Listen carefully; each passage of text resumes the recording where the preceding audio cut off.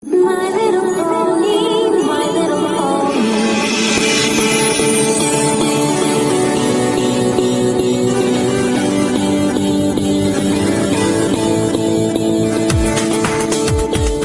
Hello, everyone, and welcome to Bronyville. This is Bronyville episode 29, recorded on November 5th, 2011. I am your host, Apple Cider. Hello, everyone, and welcome to the show.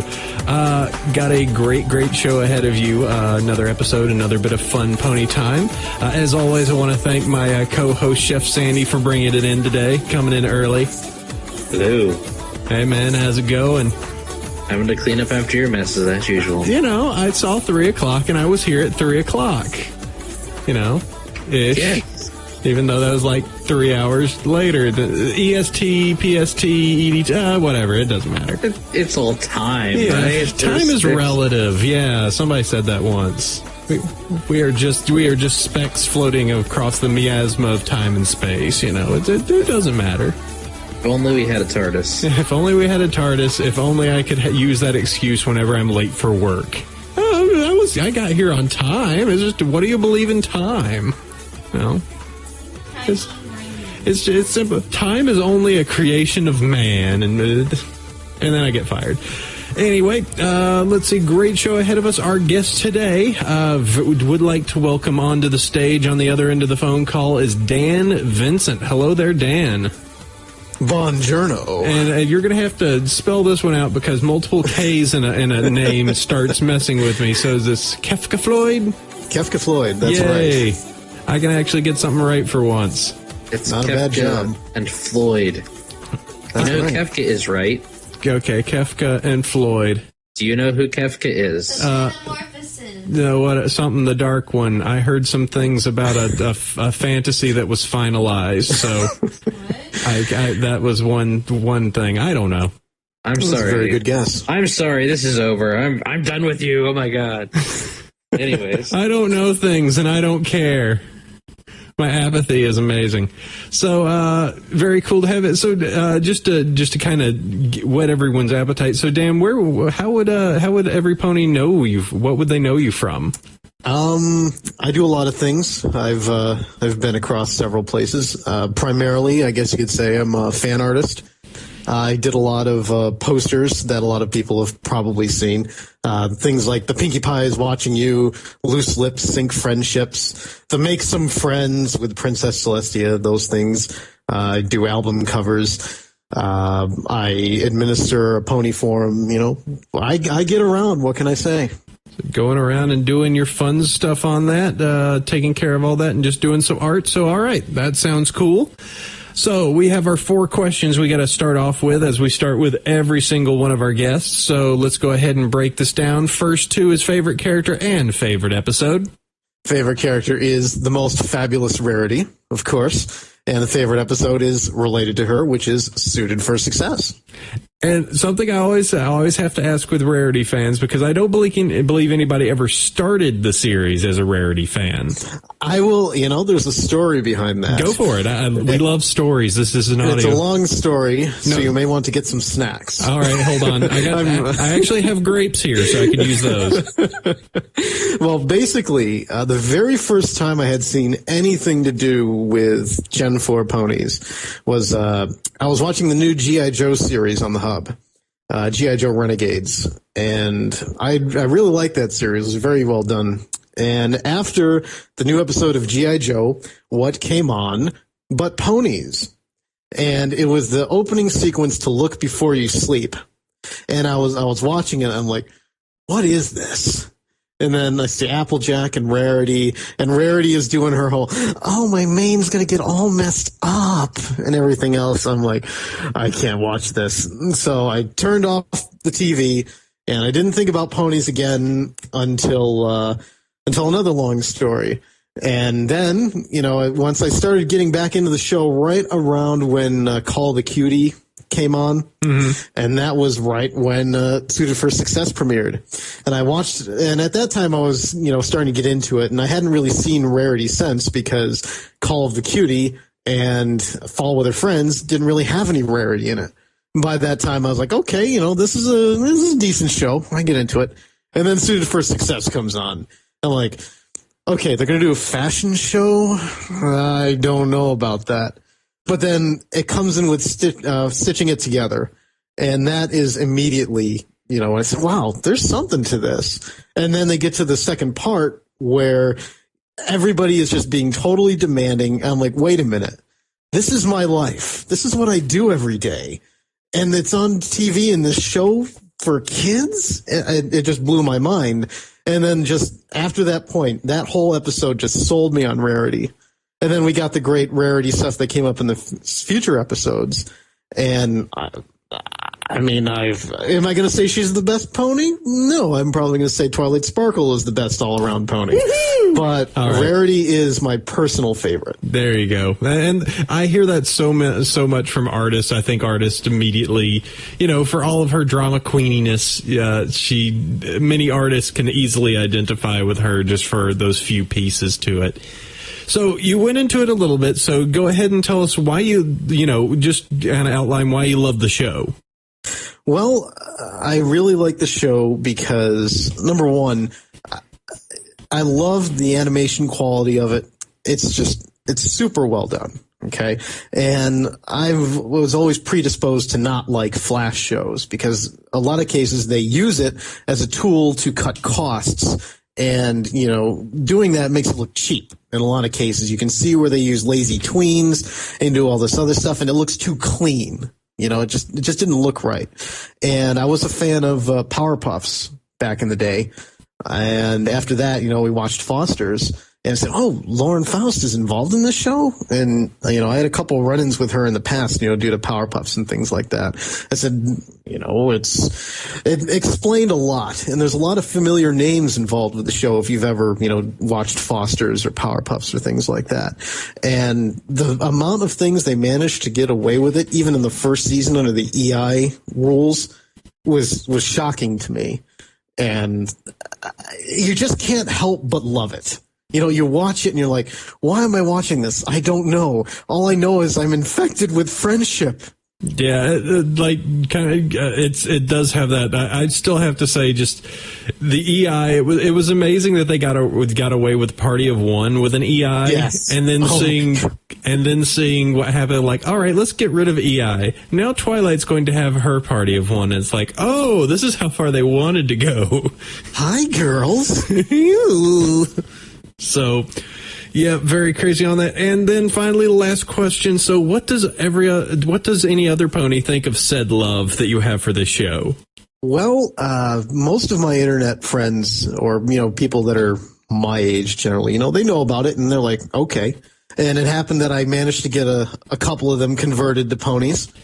So, a lot of people, I think they were ready to be predisposed to like the ponies because there were also people that I knew who liked Powerpuffs and Fosters and other things like that. So once you got them past the, My Little Pony, once after they had that reaction, you just try it. They're like, no, try it. And then they watch it and then they love it and then they're hooked.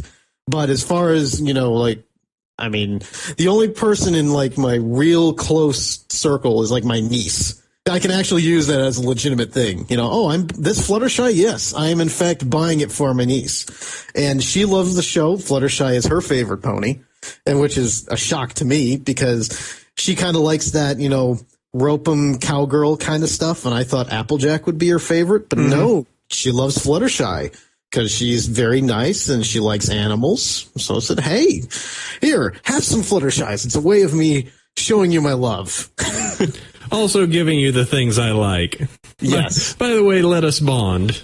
Yes. So, very cool on that. Great to have you on the show. We'll be talking about your art a little bit. We'll also be talking about, the episode that we just had, the Sister Hooves social. So, but first off, the two of us have been chatty, but we've got a sponsor we need to talk about, and I'd like Chef to go ahead and explain them a little bit. They are, in fact, We Love Fine. If you use our coupon code BronyVille10, you get 10% off your shirt purchase.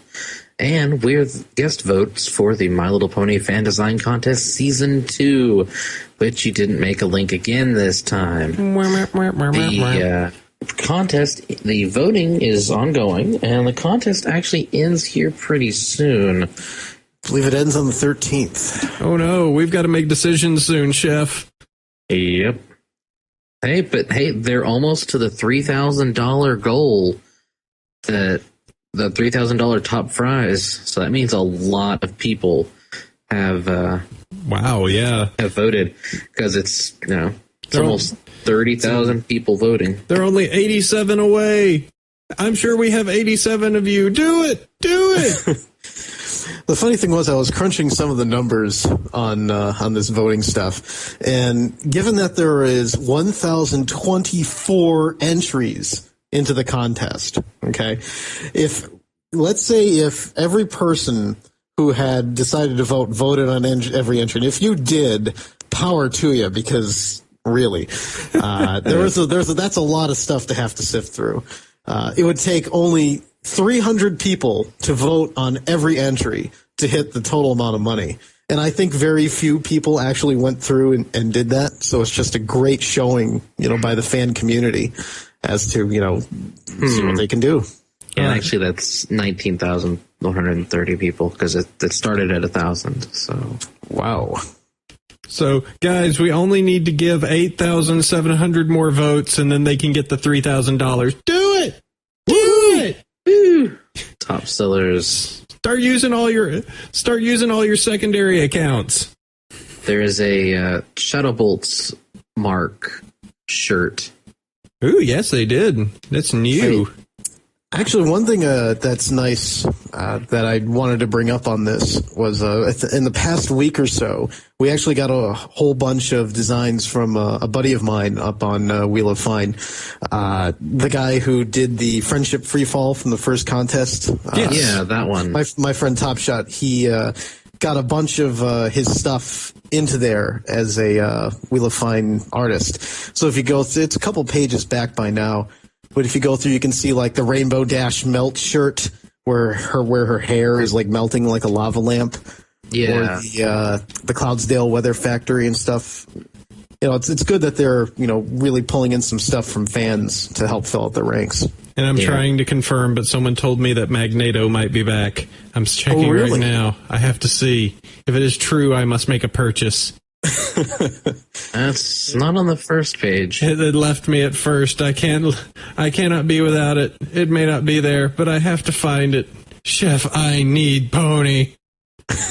All right. You sure do. I'll search for it. Now, hopefully it's still there. It's right there, dude. It's on the third page, bottom. Magneto! Yay! All right. Magnet Pony, once again. More magnet ponies. And the description says, at the gala with Magneto. Yes! So, yes! I won the internet, by the way. If you ever want to look at it, it's over at my house. Yeah, so I would suggest buying that shirt. And if there's like a comment, say, hey, I listened to Bronyville and I love this shirt. So actually, I had ponies go down there and make their own comments of being just on the same lines as the Three Wolf Moon of just like ridiculousness. Yes. Yeah. So yeah, it's back. It was on the third page as of Saturday, November 5th, at about 5:00 Central Time. So yes, it's there. It exists. Get it. I want to see somebody wearing this shirt on like a fighting game stream and maining Magneto on their Marvel team. Yes. There you go. Yes. All right. That's awesome. So, the very cool We Love Fine. We love them. Go check it out. 10% off your purchase with Bronyville 10. All right. So let's move this on. Let's go do the news thing. So, the news. News time. Oh, So news. Sheffers was the good pony who helped when I was being super lazy. So I'll let him do all the introduction of the news because he put it up there, so he was good. So indeed, I had to. See, I can't leave the show for a week or anything. I mean, he just falls apart without me. So this week, actually, there was some news. Some very good news, in fact. Gaspers gasp. Some good news, some weird news, and some, okay, what is this? So the Wall Street Journal has done a front page on the whole pony thing. It's actually well researched, and they're talking about the guys over in, I think it was Berkeley, At Berkeley, California. So that's the West Coast guys. That was actually our crew. So, And I recalled a meet a little while back where we had some of the locals be like, "Yeah, AC, I want you to know that there was somebody from like I think the New York Times, you know, or that was over here, and or the Wall Street Journal, and they were being really nice, but we were kind of like, what do we do?" But it sounds like they did a good job of representing and kind of explaining themselves. They talked to Purple Tinker. They talked to quite a few different people. Of course, they mentioned Seth or Mr. Scotterillo. Oh my gosh, his real name. His identity has been found. Talked about Nayslayer and BronyCon. So that's pretty cool. There's 328 comments on the article, so that's kind of scary. Don't read internet comments, kids. But it's a well-written article, and it doesn't make people that like My Little Pony look like freaks, which is always a good thing. They use the term Pegasisters, and now I'm going to go check out the comments, because comments are just hilarious. Oh, you tread in dangerous ground there. Be careful lest ye look back into the abyss. My favorite comments on any of these things is always is this what America has descended into? A whole bunch of guys watching some of the girly things. I have no confidence in the United States of America. It's just, I always love those. These kids, they need to go to church. Need to go and have some of this is what happens when you have fatherless societies where they don't properly discipline their kids. It's like we're young men wanting to become cute candy ponies. What the world's happening?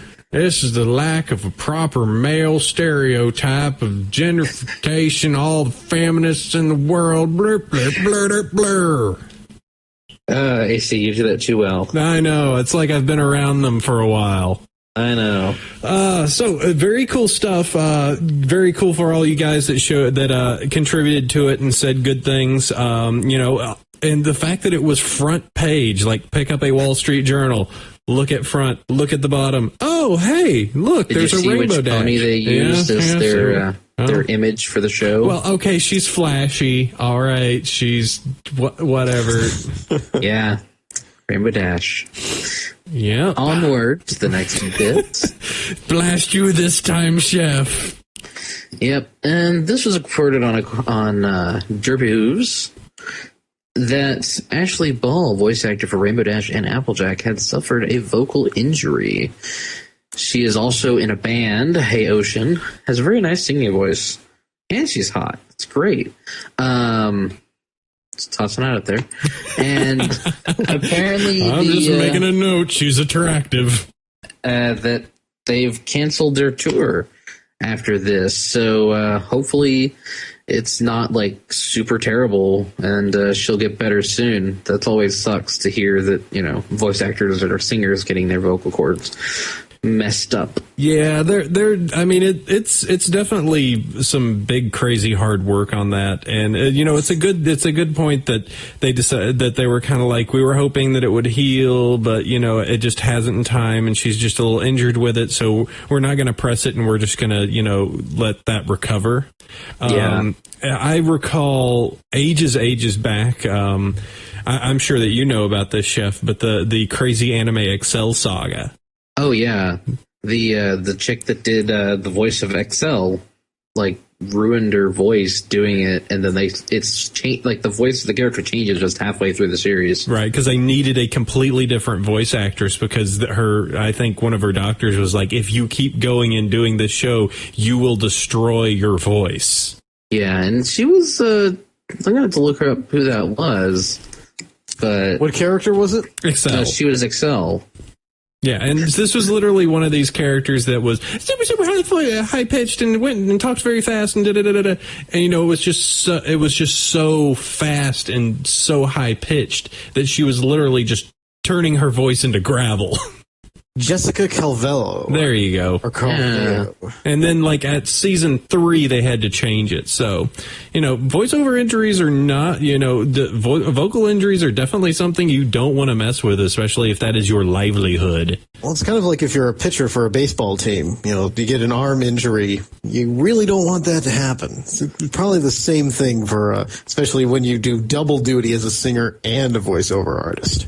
Singer, voiceover artist for 2 voices, And Ashley is super talented. I mean, she does some other shows too. Yeah, tons of other little shows and stuff. So, and Pay Ocean, as said, they're a very cool band. Hey, go check. They're on Amazon or places you can buy music. So, but yeah, let's good hope to Ashley that she gets that all taken care of. Sounds like they're going to be working on season 3. So hopefully it can be remedied before that happens. But best help that gets all taken care of and put in the wash. Yeah. Good old Excel Saga. That was one of my favorites. That is a crazy anime. It sure was. Goes grimdark at the end. It's crazy. Yeah. Going too far. That episode. So hopefully that won't be the fate of ponies. There you go. Onward. So there's this thing called BronyCon. Yes. That this one person does. Like, the name's Purple Tinker. Yes. It's kind of big. Yes. A few hundred people. Mm-hmm. So they recently announced who they're having as their guest of honor for BronyCon January 2012. Yes. Which includes, Andrea Libman, who's the voice of Pinkie Pie and Fluttershy. Yes. Nicole Oliver, the voice of Princess Celestia. Yep.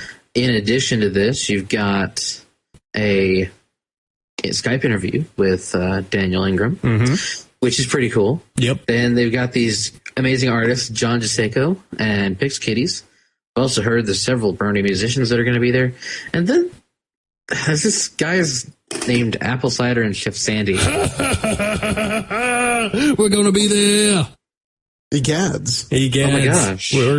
Yeah, so the Bronyville cults, I mean, who are those guys? I mean, there's this show, and I guess they talk about ponies?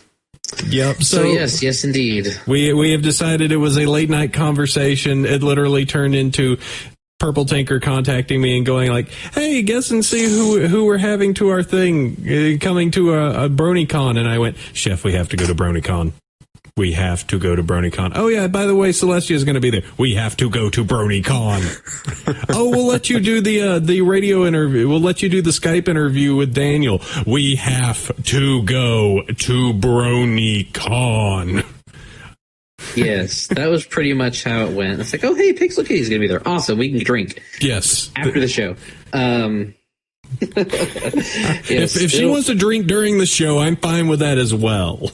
No, she can drink during the show. I won't. I have a policy against don't drink during shows, kids. I have no qualms against that. If any pony brings apple cider to me, I will happily drink it.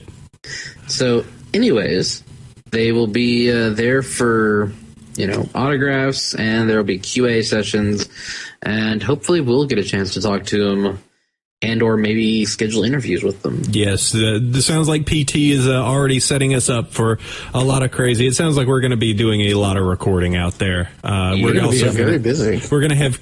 She's already setting up a Q&A with us as well with the fans. So anyone that wants to come and ask us questions, how we do. Anybody who wants us to just talk about our views on this entire crazy thing. Oh God. We can totally do that. So my body's not ready. I'm sorry. No, we got to get ready. We got only a few months there, Sheffers. Come on. Okay. All right. So let's do this. It's very, very cool. We'll be out there in the New York City. And we'll be over there doing our crazy Bronyville stuff. So, dude, you should go to Bronyville, or you should go to BronyCon over there in January, on January 7th. And we will be there. BronyCon.org. Yup. Go get your brony on. All right, what do we got next? Oh, goodness. After that, I mean, there's news. There's other stuff, too. I know, wow. Still things. So, they're doing another round of blind bag ponies. Yup. Which is cool. And they've taken some of the background ponies and made versions of basically made Pocket Pony versions of them. There's a Lyra lookalike, a Berry Punch one that's a unicorn. There's a Blue Colt that's there's actually Colts this time around. Okay, The Carrot Top's named Golden Harvest for some reason. Oh my god. It's the worst thing to ever happen. And don't forget, you can get a big Macintosh. yeah, Indeed. Big Mac is there. There is definitely those out there that are just like, her name is Lyra. It's not heartstrings. You are messing with Fanon. No. AC. No. It's Lyra. That's perfectly fine. Okay. It's Lyra. Quality radio right here. Yeah, there is some consternation. There are people that are taking it a bit too seriously, I think, and not quite realizing that, well, Hasbro's not necessarily going to use Fanon names because they're probably not that knowledgeable. The toy line side is not really that knowledgeable of the Fanon stuff, if at all.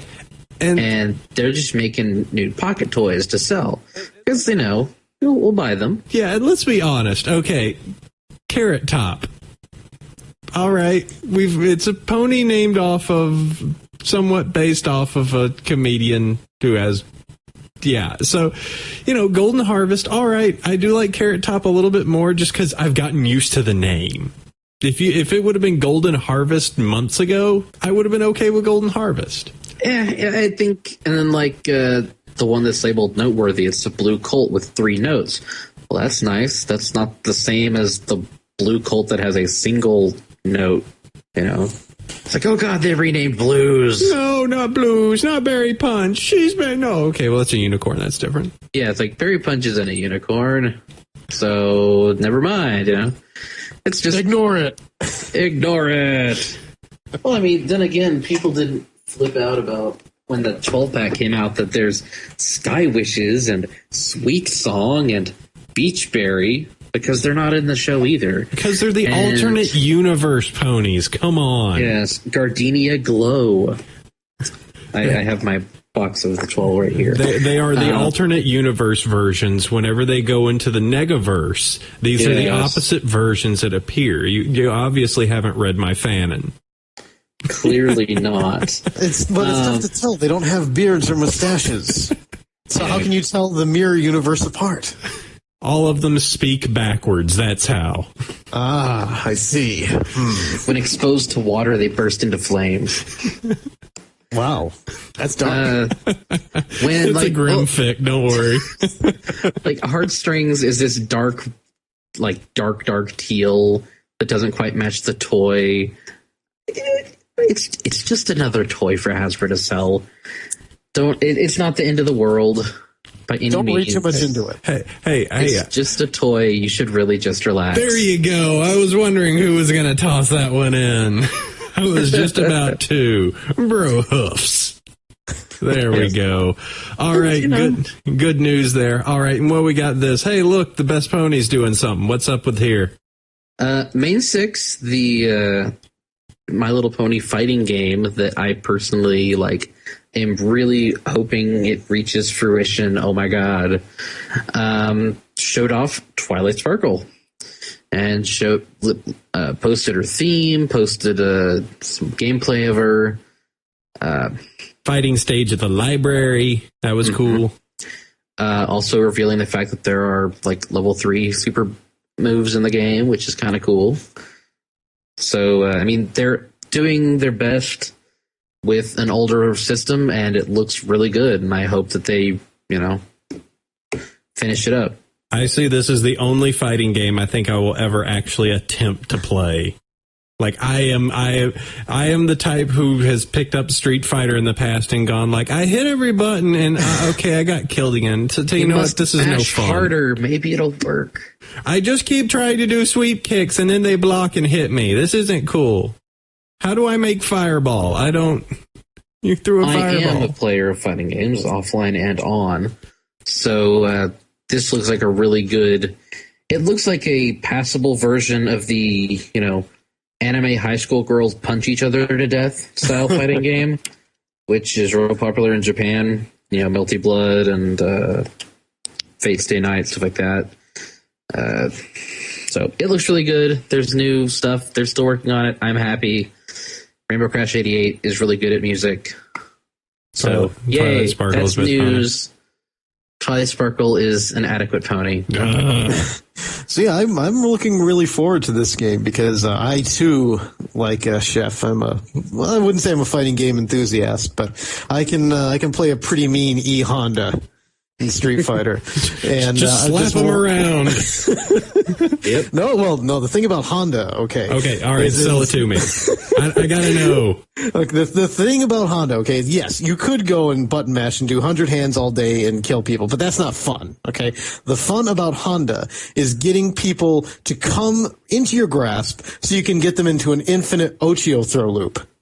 And they've sort of did that away in Street Fighter 4, but in Street Fighter 2 and even in HD Remix, basically somebody gets close to you, you do Ochio throw, he just throws you down, hits you over and over again, and I'm just hoping that some character in this game plays like Honda. So you're hoping to find the thing that allows you to cheese the game. It's not cheesing because you have to be extremely good at it. Because with Honda, you can beat him, any character that has a fireball can beat Honda. It's because unless you're playing Street Fighter 2, the HD remix that just came out, a couple years ago, he has no way to deal with something like Ryu, who can throw a fireball at him, because none of his attacks can go through it, and his existing attacks they're all stuffed by it. So somebody throws a fireball, Honda takes damage. It can be a very frustrating fight. But assuming, you can work around that and you can get somebody to be stupid enough to get in your range, you can just infinite Ochio throw them over and over again. I have to say that just looking at what Twilight does, Honda would have a hard time with Twilight. Yes, she's all Twilight laser beams and teleports. Yes, it would. Yes, it would. I'm now all right. We now need to see the main six versus series where we're going to have main six versus Archie or not. Well, whoa, dude, main six versus Archie would be crazy too. I'm into Hub Network versus Capcom. So you have the characters of My Little Pony, Pound Puppies, all this versus Capcom characters, Mega Man versus X-Men, Spencer, My Little Pony versus X-Men, Magneto versus Magneto, Bionic Marn. So, okay, I was very happy when they did the thing for for Applejack's voice actress when she went Bionic Farm, because I am basically the world's.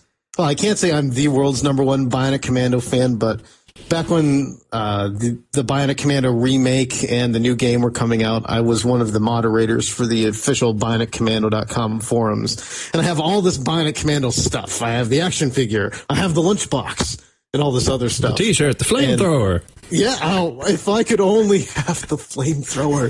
That is my white whale.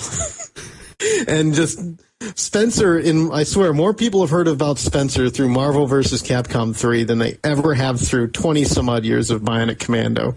And even though it's new Spencer, and not classic Spencer, just the fact that hearing somebody doing Applejack going Bionic Farm, I just had a huge nerd moment with that. Yeah. Well, that one Marn versus Combo Fiend match that got the Bionic R thing out there, we're really digressing. We're talking about video games. We're not talking about ponies. But we were talking about ponies in video games, so it's okay. Yes. All right. Oh, goodness. Good times. Bring it back to ponies. There we go. Bringing it back. Get us back on target. Okay, there we go. So that's cool. More main six stuff. That game needs to come out soon. I think all of us are just like, who, all right. Stipulation. Who do we think is next? I would wager to say I would like to see what Rarity would do. They've shown a couple of her GIFs. So, I mean, a couple of GIFs of her action stages, or like how she slaps and attacks. But then Pinky also has a bunch of stuff. Well, Pinky was in that video with Twilight. So, we saw her foam finger come out. Oh, yeah. The foam finger was awesome. Brilliant. That was, I think we haven't seen Rarity yet. We don't know if there's any like other special backgrounders.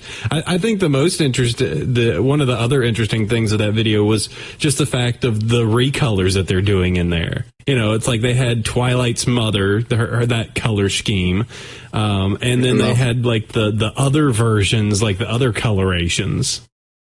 Yeah, Dewdrop Dazzle. Yeah, they're going with the, this is the horrible blind bag recolor. We're totally using that. Mm-hmm. Hey, it's an option. All right, fine. There you go. This is what she looks like. Well, man, I get to choose that one. All right. Well, that works. So main 6 stuff. That's cool. That's totally cool. As I said, I am not a fight gamer type style person, but I really want to see and play that because that sounds awesome. Yeah. Yeah. Oh, there we go. There we go. It's Gamer Escape also did an interview with the guys, so I'll actually post that into the news section so people can read it. Hey, there you go. And while Chef takes care of that, I am going to go ahead and move us forward to books. It's fanfic time. It's time to talk about what we've read this week, or at least read at some point, and now I'm sending it forward to you. I've probably said this one before, but I liked it because I've not had enough time to actually read.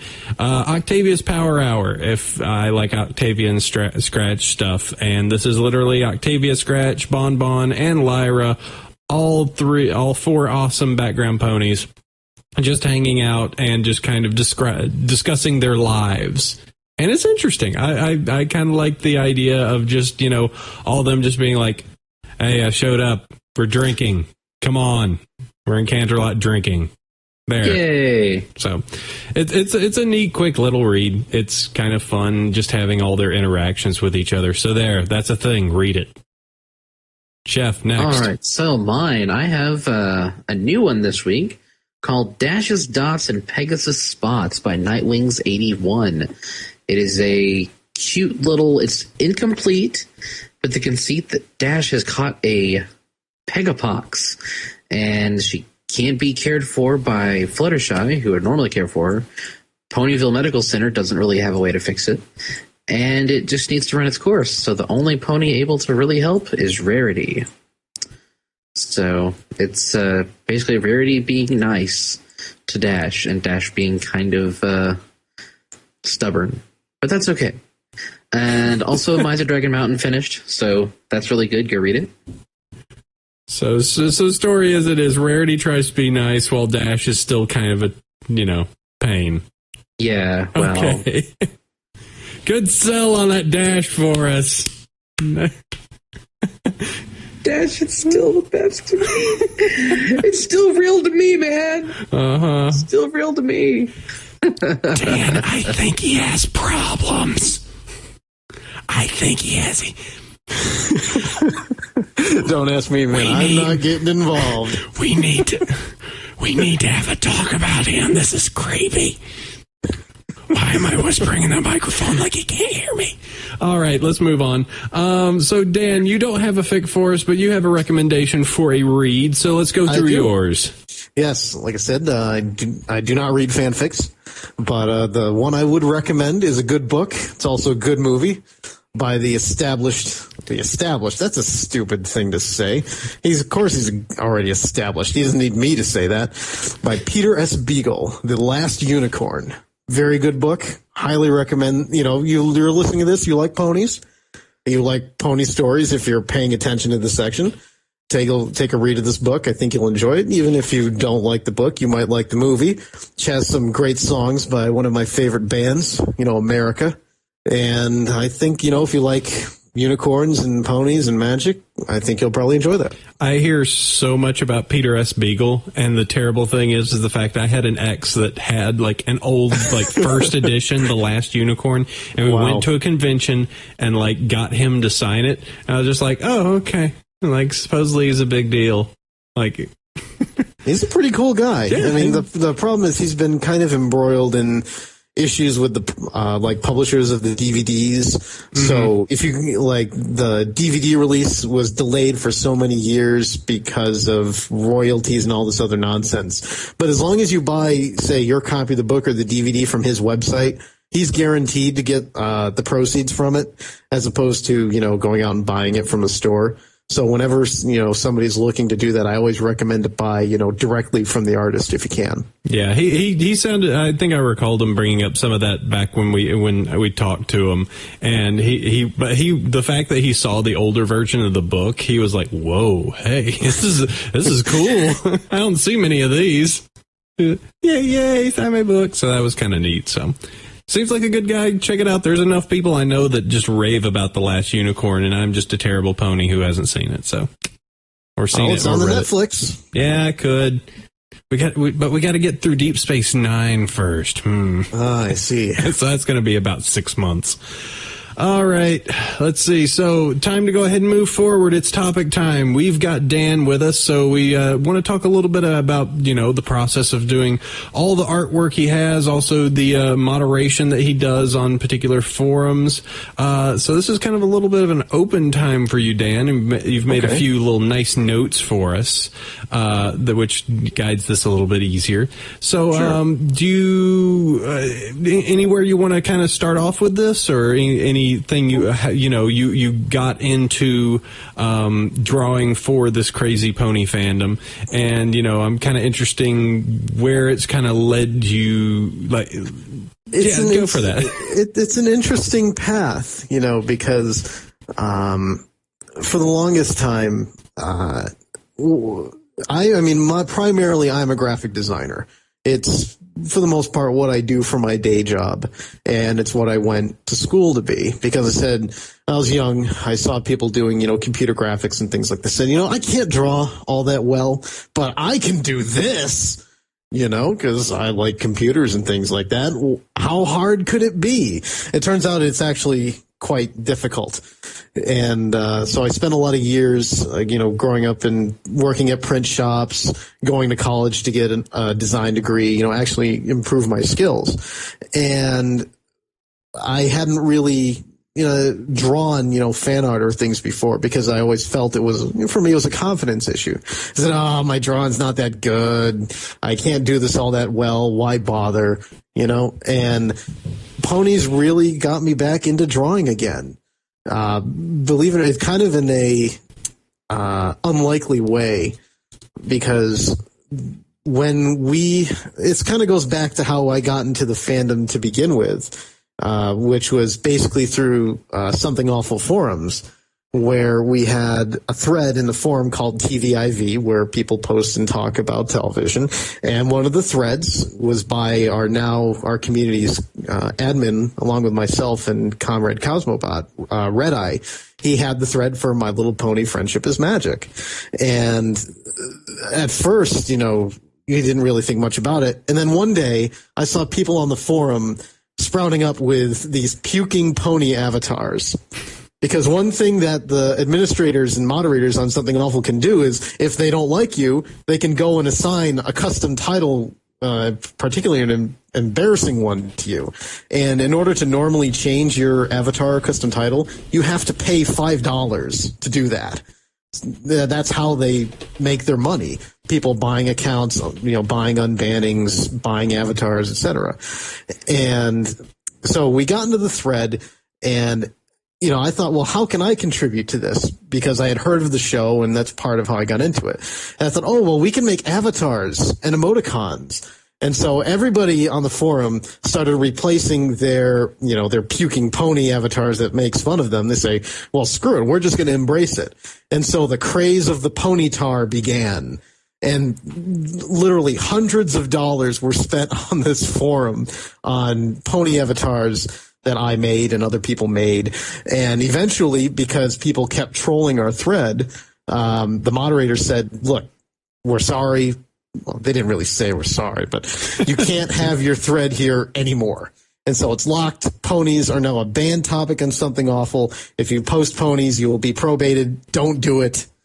And so then we went ahead and started our own forum, where everybody in the thread, which is a lot of people, went and started our own forum where we could do our own stuff and not have to be bothered. And one of the things I did was put together a whole bunch of emoticons for our forum. And these things have kind of spread now. Like on Reddit, one day I just logged into Reddit and saw all 50 or so emoticons I made just show up in Reddit. Said, oh, okay, that's cool. And I said, making emoticons is nice and all, but it's not really, well, number one, it's not glamorous or anything like that. And so I said, well, we had some ideas. I said, I'm a designer. We can do things. And one of the contests on the forum, I think it was around when Diamond Dogs was coming out. And one of the contests on the forum was make a parody of David Bowie's Diamond Dogs album and submit it for a contest. And, as a moderator at the time, I can't win the contest. That's not fair. So I said, well, I'll just do it for fun. And so I actually started drawing. At the time, at work, I do all my drawing, or designing and things like that. I never really do it at home on my spare time. And so I really started getting into it again. And all the guys on the forums were very supportive, giving me advice and help and things like that. And I had drawn more in the past 6 months, I think, than I had in the past 6 years. And it was all ponies. That's all it was ponies. And it was amazing. And so, I started getting more involved. I started learning about, horse anatomy, how to draw things properly. And I started to get a better appreciation for, what exactly the artists who make the show have to do on a daily basis. And, fan artists are kind of glib about it. We go and do the things that people in the show, probably can't do, or if they do for obvious reasons, they can't show it. So doing things like the Loose Lips Sync Friendships poster, because we thought, oh, wouldn't it be funny, to parody these things? And it's just kind of snowballed from there. And I've learned a lot. A lot of the guys I've worked with have helped me out a lot. If it wasn't for, basically 3 guys constantly heckling me, I wouldn't get anything done. And it's really built a community, and it's just shocking. Well, I guess it's not that shocking, but just the way everybody came together just to do art was just, it felt really good, Yeah, I'm looking through your portfolio right now, and it's as you said, the Loose Lips Sync Friendships. Also one of the ones, it's one of your more simpler looking ones, is the Pinkie Pie is watching you forever one. Yes, that is a great one. That one went viral. It got posted. It's gone places. And my one regret was when what episode was that? That was Green Isn't Your Color? Yes. Yeah, that sounds right. And so after the show, everybody was constantly quoting, forever. And I'm like, the way she's watching him, it's like Big Brother. And then the thought occurred to me, I said, that gives me an idea. So I went and I made that poster like literally hours after the episode aired and put it up on DeviantArt. And then I come back the next day and find all this stuff. And I'm like, wow, this thing has gotten really popular. Which just kind of bugged me because, at the time I said, it's kind of a rush, to get it out and get it going. And now it's everywhere. I'm like, I really should go back and redo that. And so I did that recently. But, it's popular because people like it. Yeah, that it is. You created the new Forever design, and if I click this link, and this is in no way endorsement, but it appears that the image is actually in the We Love Fine contest. It is. I'm not here to campaign. There are lots of other people in that contest who've done a lot of great work. Like Itchy Mango, for instance, he put one of my favorite things this community has ever done, his Hail Celestia flag. He put that on his shirt. I mean, if that one won, I would be so happy because that's one of the best pieces of graphic design that a fan has done for this fandom.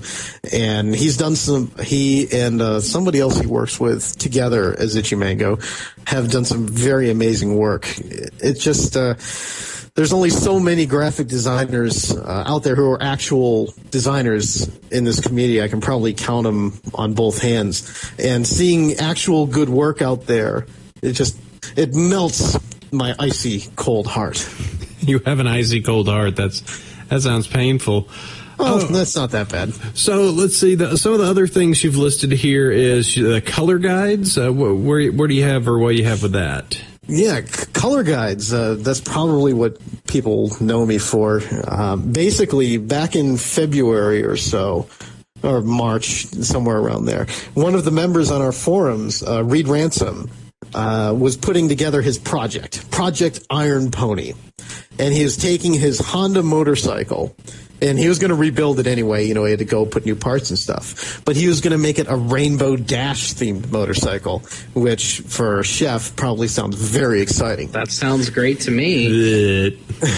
And so he was putting it together, and he was like, well, what kind of paint do I want to use? What kind of colors? And at that time, all people really had were the lousy, YouTube rips with tons of compression and all this other stuff. And I said, man, this is just not good. So I did a little digging and found out that on the Hub website, they had some files that were rewards from, I think, the Cutie Mark game, where you could go and at the end they would give you a PDF file that had one of the clip arts from the show with a background. Say, who's your favorite pony? Oh, it's Rainbow Dash. Here, have a Rainbow Dash little poster. And so I basically took, at least for the main 6 and a couple other characters, I took those files and basically said, well, this is probably as official as we can get. So I extracted the art. By the way, they were very dumb back then. They didn't password protect anything. So I could literally open it up in Illustrator, pick up the thing, plop it in here, start picking out colors.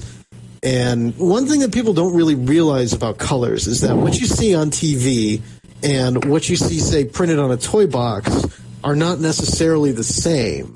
And, they have certain tweaks done to accommodate one or the other because, believe it or not, your TV can often display more colors than what's printed on something. Mm-hmm. And Reed was putting, to get something together for his thing. And I said, no, man, no, you're not going to do that. I'll put together the most comprehensive list of colors for Rainbow Dash that you could ever want.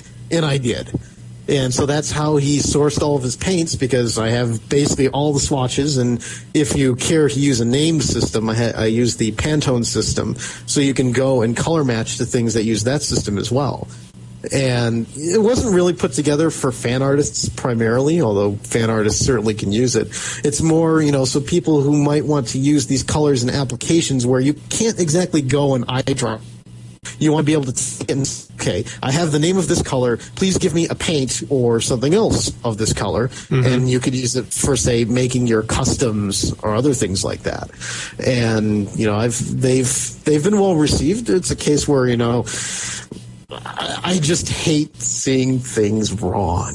Well, if you've got a link to that, totally put it up on kind of link it on the show notes. That'd be great. So sure. we can kind of do that, because I know that there's plenty of artists out there that could probably use that as in addition to the fact that my girlfriend's working on some figurines that we will probably get cast and everything that could really? could use some. Yeah, we're kind of secret thing, but we're working on some little figurines that we can then take and mold and probably make some resin figures out of. So nice. So we might have some of that, but we're currently I can see in the distance a beta version of Twilight and maybe an Applejack being cooked up at this point. Now the important question that is on everybody's mind is, will Applejack have her hat? Absolutely. I was campaigning that the moment that it's like, all right, an Applejack must have a hat. Yes. You cannot have Applejack not have a hat. That's just ludicrous. I just had one quick question, and this is just kind of based off the color swatches. So since you've done this, there's 2 ponies that I must know the answer to. Okay. One, is Celestia pink? Yes. Oh. Well, okay. Let's, I want you to back away from the edge. Okay. And Celestia is not so much pink, okay, as so much as it's like a pearl white color. Mm. Like even in the show, if you go and take just a screen grab from, one of the, say, from Lesson 0, okay, where Celestia has no modifications done to her palette. She's not in night palette. There's nothing else going on. Go ahead and read it. What color is her stroke? It's pink. What color is her body fill? A very light pink, okay? It's not the same pink as on the Pink Lestia toys, which are basically just dipped in one of the pinkest pinks you could think of. It's a subtle thing. And, people say, oh, she's white. She's white. The problem is that if you think about all the white ponies as just white, you lose all the distinction between them, and it kind of reduces the importance that the color artist has when they're trying to differentiate these characters. So let's say I can think of some white ponies off the top of my head. You've got Rarity. Okay, she's not really white. She's more like an off, cool gray. You have Princess Celestia, who is like an off-white, pinkish pearl color. You've got Sweetie Belle, who is not the same color as Rarity. She's more of a neutral, warmer gray than Rarity is. You have Scratch, who is definitely not white. Okay, and the problem with Scratch was, and Luna is going to have the same problem too, is that her only appearance in the show is under a night palette. So her colors that you see in that bit where she's bopping her head to the music, those aren't her real colors. So if you make, say, a piece of art or a toy where she's not in darkness, where, say, if it's daylit or, some other reason that you don't have for her to be in darkness, it's going to be wrong. And, one of the things that was very helpful was when the Comic-Con poster came out, because it had, I could assume that those are basically the exports from Flash. And even for then, like for the main cast ponies, some of those colors for TV are often slightly different than the colors that you get put on printed materials. Like, a lot of these official things were things that were probably done while the show was in production. And the show said, well, this color doesn't quite fit here, so we need to tweak it so we can reproduce it consistently across more screens. And, when you're an artist, you're not really necessarily looking for like 100% accuracy in some cases. What you're looking for is, for the most part, to be in the ballpark so that when somebody looks at it, they don't immediately go, wait a minute, this is totally wrong. Which is what happens with the Princess Celestia toy. Somebody looks at that and they say, wait, this is obviously wrong. Okay, because it's nowhere close. Okay, but if they had gone back and, we've seen some spy shots, they may actually have a more pearl-like Celestia coming out soon, which would be good news. You can see that, if, at least for people who aren't me or other designers who, care about that sort of stuff, it'll be much more within the ballpark. Well, trust me, there's plenty who care about white Celestia and Applejack with a hat, so. Well, it's like, I have the sort of the solid plastic Celestia with the oddly transparent wings that came with the Luna 2-pack. And, I could see she's not quite as dark pink as the other toy as far as I can tell. But she's still pretty pink. Too darn pink. Yeah. So if I were to make a Princess Celestia toy from scratch, the way I would probably do it is, somebody who looks close at her would probably say that she is white, but she would have a kind of like a sparkly pink pearl effect going on, like a clear coat. So if you've ever seen an actual pearl, you know that it's not really white. It has this kind of, this reddish cast to it. And that's really, the color of Princess Celestia. You want to get that kind of glowy effect. Probably too expensive for a kid's toy, though. Well, yeah. I don't know. You start looking at the eBay auctions. They will, if you build it, they will come.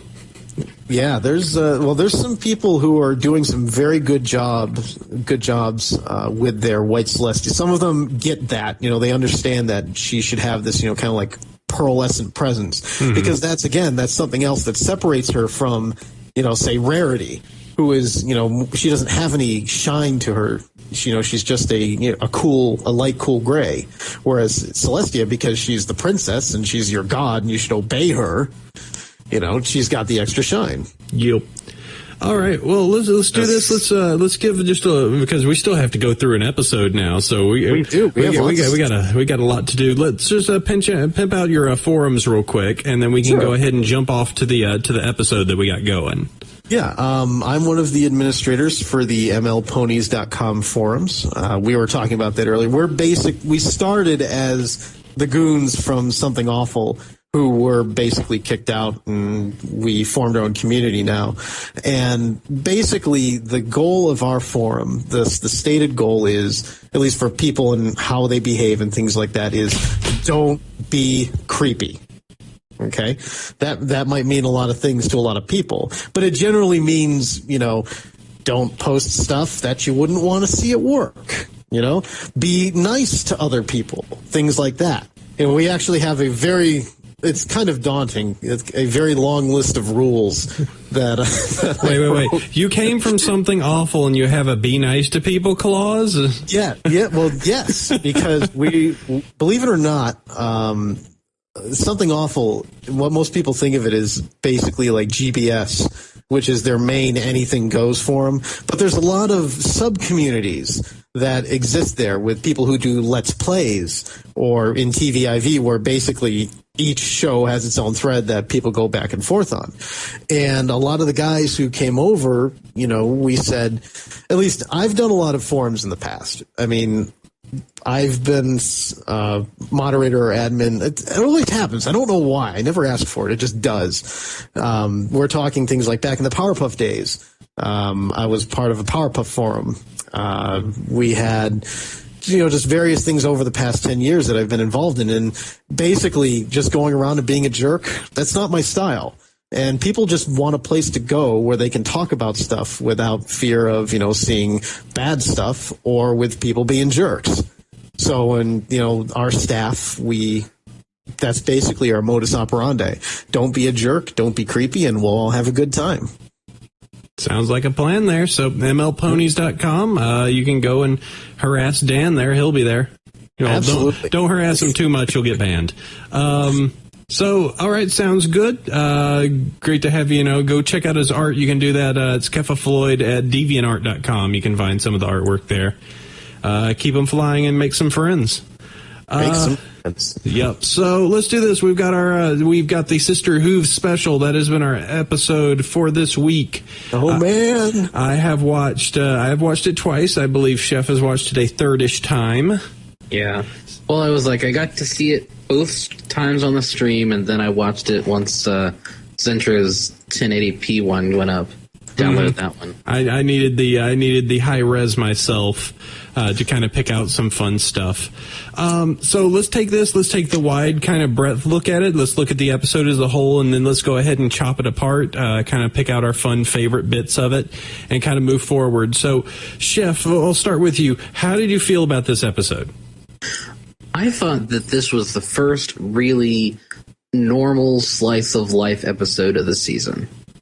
Because the other episodes have, had a Fred the Two-Parter, and then you had Twilight going crazy, and then you had oh hi, your goddess coming for tea, This is the first episode where it's just a slice of life with the characters interacting with one another with a limited cast. And I really thought that it was a very good episode because of it. So as the first kind of step back into kind of standard episodes, the ones that aren't as insane, as nutty, as crazy, as out of the wall, it's kind of just back to, no, I wouldn't say square one, but it's back to the more traditional style of like most of the episodes in season one. And that's good because, the first 4 episodes are really, out there. You had, the ponies acting out of character in the first episodes. You had Twilight being really creepy. You had Luna being Luna, and now it's just Rarity trying to do her job and attend to her business while watching her little sister for a week while her parents are on vacation. So, Dan, as the Rarity lover of the episode, we have to know on our side. So, what was your feelings on it? I thought it was very well done. I agree that it's kind of like going back to square one. That sounds pretty good because, you can only have so many crazy mental breakdowns before you start getting a little desensitized to it. So you just have to, pull it back a little bit. And I have to say that, at least for this one, I've been looking forward to like a Rarity, Sweetie Belle explore their relationship type of episode, and it was extremely well done. Yeah, I was thinking, that with the mental breakdown bits, there were parts where I was just like, oh, boy, you saw Rarity kind of tweaking, and it was just like, oh boy, let's see, are we going down this road again? And I like the way that Rarity does it, of just like tweak, Stiff upper lip. All right, just kind of suck it in. So that was kind of an interesting little change of pace there with her. I enjoyed it, as I say, it was a nice return to form.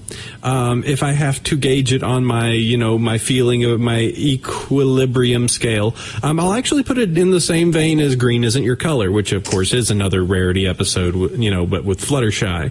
It's an enjoyable episode. I think that there are some standout characters, especially some silliness with the Apple family, which was great, and just there was a lot of fun bits to it. It doesn't beat Luna Eclipsed as my favorite at this point. I'll agree with that. So, but it had enough nice little fun bits and pieces to it that I was like, watched it a second time, went, yeah, that was a good episode. That it didn't have anything that I shouldn't say didn't have anything that like wowed me, but it had enough parts of it that I'm just like, okay, that was good. All right, I like that. All right, I like that. So it was very cute. So yes, another good episode out of there. I think we haven't gotten any episodes yet. The negatives for the episodes, of course, were no Rainbow Dash, no Twilight, no Fluttershy. It literally was a cast of 4 for the most part. It was. Well, see, I don't really see that as a negative, though. I agree. Episodes can be perfectly well with a limited cast, especially since it was exploring sisterly relationships, and they're the only 2 cast members that have local sisters. Well, I was just saying that in the regards of what I've heard said on comments, which beware comments on the internet. Yeah. But yeah, I mean, if you've had siblings, this kind of stuff happens. Mm-hmm. Yep. My sister is only, thankfully only like 4 years younger than me. She's not like the age gap between Rarity and Sweetie Belle, which is probably a good bit longer. And, but even then I had to deal with, watch your sister, we're going to be out of town. I'm like, oh my God, Anybody that's had siblings can probably relate to the episode. And, you have Apple Bloom and AJ and how they interact, and then you have the way, contrasts pretty hard with the way Rarity treats Sweetie Belle. But at least, Rarity's like, oh, you made me look so bad. That's one of my favorite lines. Rarity learns her lesson. Mm-hmm. So, and of course, everybody's saying, and we really need we need a song. We need a song. And Daniel Ingram going, man, I really appreciate you guys are wanting songs so much. They're coming. Don't worry. People are itching. They're itching for songs. But, if you look back at last season, aside from, Giggle at the Ghostie and the pilot, the first song that we really got was Until We're in a Wrap Up. Yeah, that was many, many episodes in. So, yeah. Who knows? Hopefully we'll get one soon. I'm not sure if we'll get one for Cutie Pox. That would be a very weird reason to have an episode. You're sick. You're sick. You're really, really sick. Don't get close to anyone. You're really, really sick. That would be kind of strange, but who knows? Daniel is good, and he could make it work. Another important thing that came up in this episode, which they got it out of the way very quickly, was parents. Yes. So why don't we go ahead and break this down? Let's go ahead and bring it to the beginning. So let's see. Episode starts. Rarity in bed, just dreaming. Food comes up. Smoke falls out of bed and pork chop sandwiches. Yeah, ruins Sweetie Belle, who was making breakfast the way that Sweetie Belle can make breakfast, which is not very well. I almost have there's 2 things with the kitchen scene that happens. One, and we'll go ahead and do this. OMG Rarity family, which is obviously, and just to answer everybody, Sweetie Belle lives with her mom and dad. That is apparent just because of the fact that they are leaving her there for a week. So, they live in town, obviously, or close enough to it, and they're just like, all right, you gotta take care of your little kid for, your little sister for 7 days. Have fun with that. By the way, I'm John Madden, or I'm. No, I think he's Mike Ditka. Mike Ditka. Sorry, I was forgetting. Yeah. Or The dude from, oh, darn it, Hawaii Five-O? You're thinking of Magnum PI. Magnum PI, that's right. Not Hawaii Five-O. God. Getting my wrong tropical-based cop shows from the 80s. Oh, what's wrong with me? Miami Vice. Yep. So That's not tropical-based. That's part of it. All right. Anyways... But it had very, very much even I thought it was just like the classic, just like maybe the Midwesterner who moved down to Florida that wears the tropical shirt that has the crazy, like, thatched hat. Just like it's clear that they were going on vacation and they had vacation clothing on. Mm-hmm. Like Rarity's mom had a sun visor on her head. Rarity's mom is basically dressed up like how most moms of her age probably would when going on vacation. Yeah, probably in her All 50s. she's missing is a fanny pack. Yeah, so she'll just put on her saddlebags and go. Yep. hold on, let me get the camera. Click. Kids don't even know what film is anymore. I know. Yeah, you just made a noise that some people won't get. It's a windable camera. You used to buy them in stores and then have to take them film. back. All right, however. You couldn't see the picture on the back of it after you took it. You had to wait until you brought it to the lab. Oh my And then just maybe your picture just might have a chance at looking good, or they could have a thumb in the way. I took this picture in the dark with the flash and it was of a field really far away. Why didn't it pick up the picture? You don't know how to film. You cannot into photos. So the other thing is, and this episode was rife with OMG, you just destroyed fandom. So I am sorry for all of you fandom writers out there who like to write the Rarity's parents are dead. I am sorry, you grim darkers. You just got beaten. Do I sense a little bit of Schadenfreude in there? It's a kid's show. It's Rarity's parents aren't dead. Applejack's are. Applejack's, Rainbow Dashes are too. Rainbow Dashes. Did you hear about Fluttershy's family too? That's tragic. Every pony's family is dead until they show up and break the canon that they are dead. Yeah, It's kind of dark. it's like why does Fluttershy not live in the clouds? You don't want to know. That's why she lives on the ground. Oh God, let's speculate. Dan, don't you know that this is a very dark show we're dealing with? Yes, it's extremely dark. Huh? I'm not sure if I should let my 9-year-old niece watch this show. I know there's some real serious stuff going on here. This little girly show, it's got so much dark past to it. Moving on past the parents bit. It also is completely apparent in this scene that I don't ever want Sweetie Belle actually making me food, considering the fact that somehow she liquefied toast. And How do you do that? I was actually wondering, is there a chemistry or science brony out there that could find out at what point toast liquefies, like what heat is required to liquefy toast? What it could have been. Okay. This is going to be. There was this one show, it's this British cooking show that the first episode, it was In Search of Perfection, was the name of the show.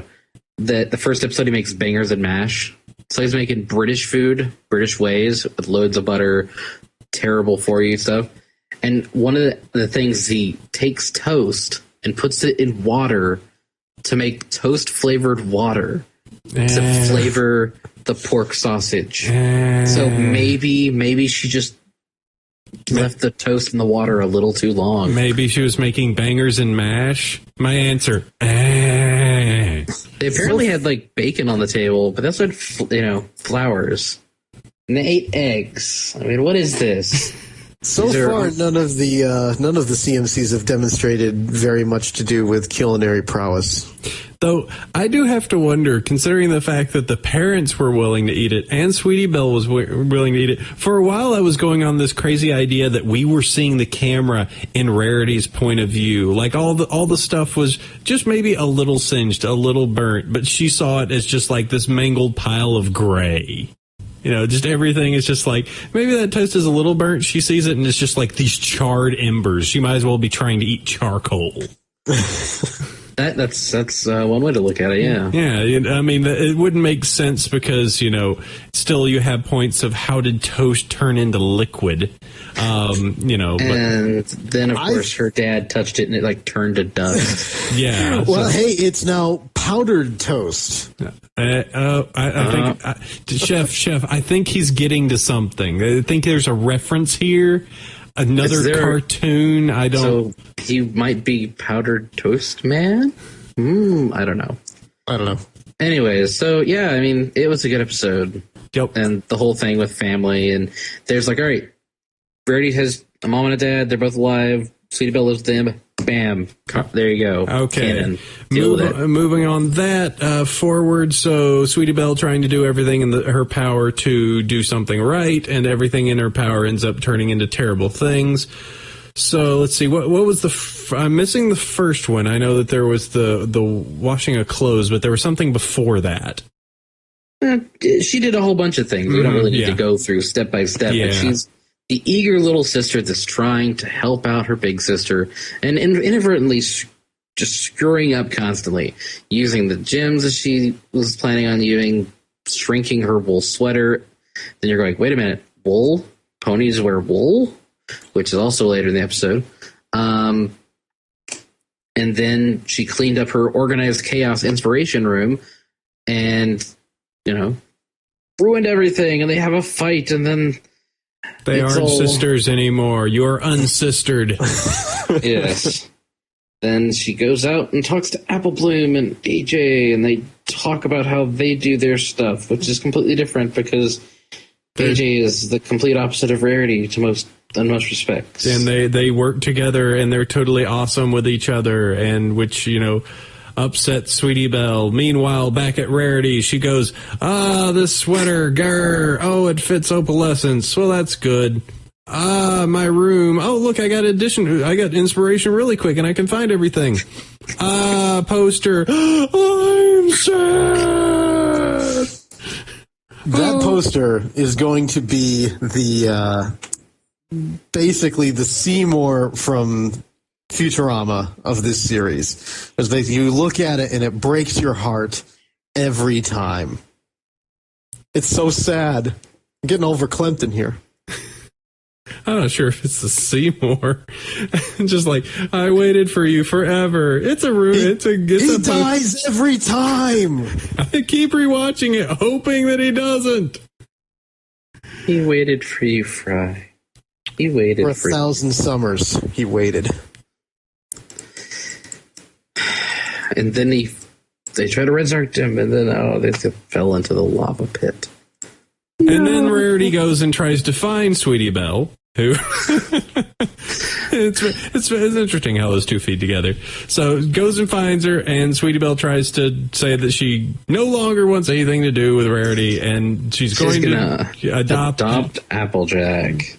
And so no luck with that. And there's an apple pie metaphor, which to me was kind of like, okay, I don't know how she got that. That's a little bit of a stretch, but okay. Mushy stuff and crumbly dry bits. Yeah, and that happens, commercial break, and now time for the Sister Hoof Social. Another time to break Fanon. So, Sister Hoof Social starts up, they're walking around. The decision is made by Apple Bloom, actually, to make Applejack Sweetie Belle's Sister of the Day. Only for one day. One day. I see a catchphrase coming. So, a switch is made. Events start. And let me just go ahead and make this moment to call out. I don't know if this is what Sibsy was referring to with them doing more with Granny Smith, but that was great. Granny Smith's part. What is this confounded thing? How?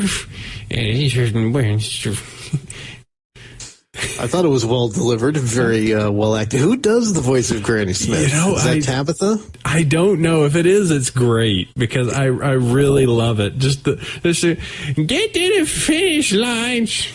That's where my start line.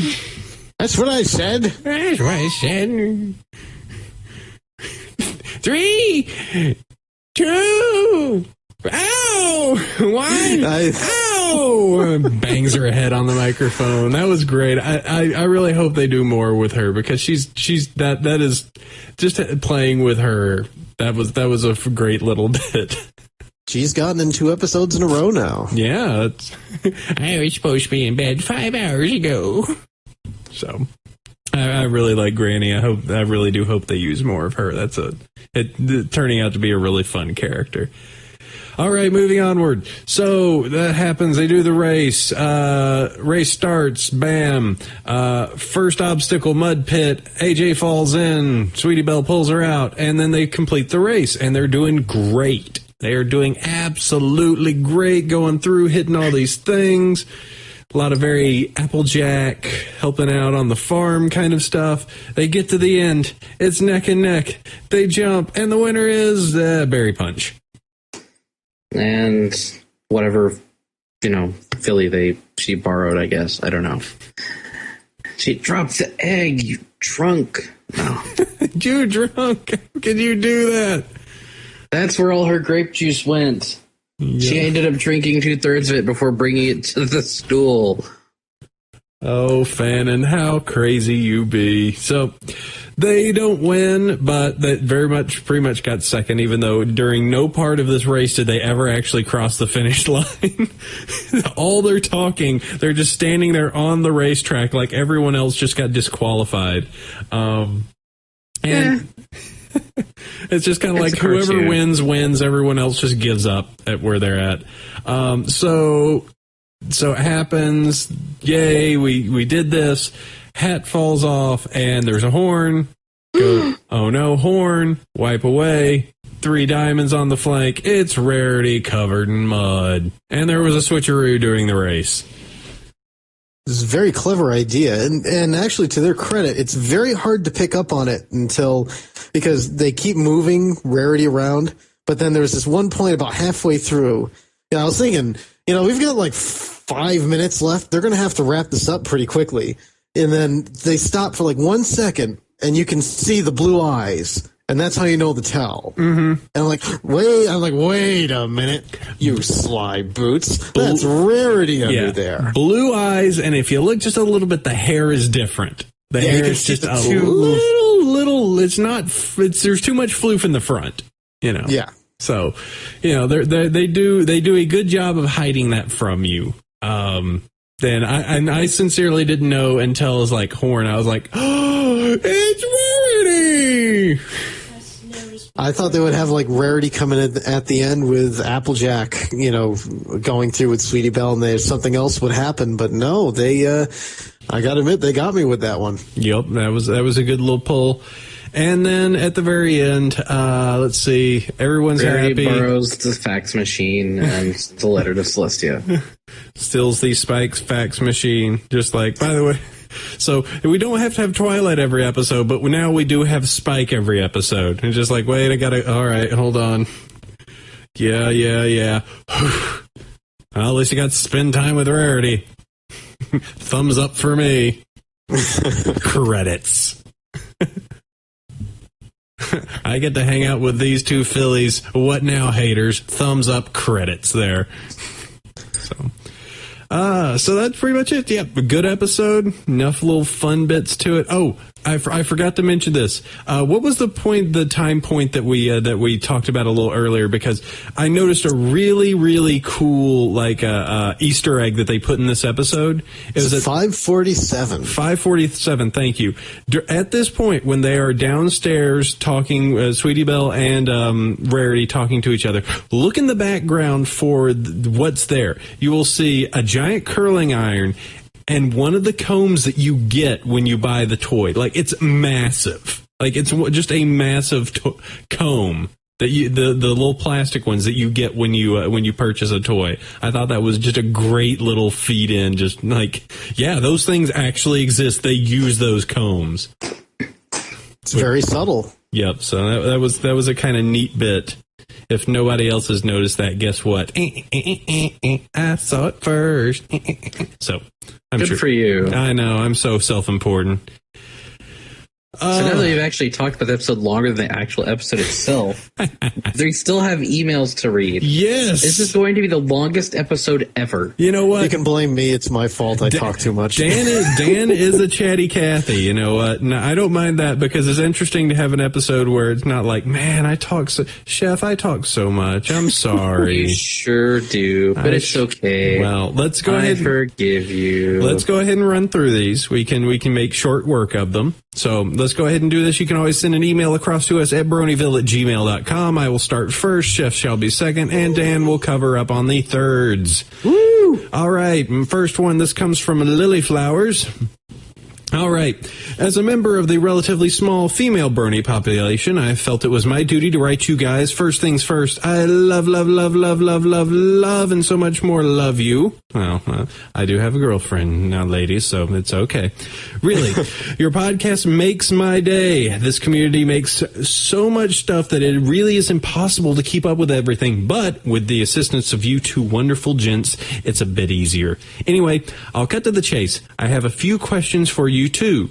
One, I know you talk about posts you read there a lot, but do you two ever post on PonyChan? My main interest in asking is that I know I and several other brony/Pegasisters would really love to read/discuss anything you post about. So let's hit that one. I do not, I really, when it comes to stuff on PonyChan, it's kind of, bullshit. Our audio guy is always on PonyChan.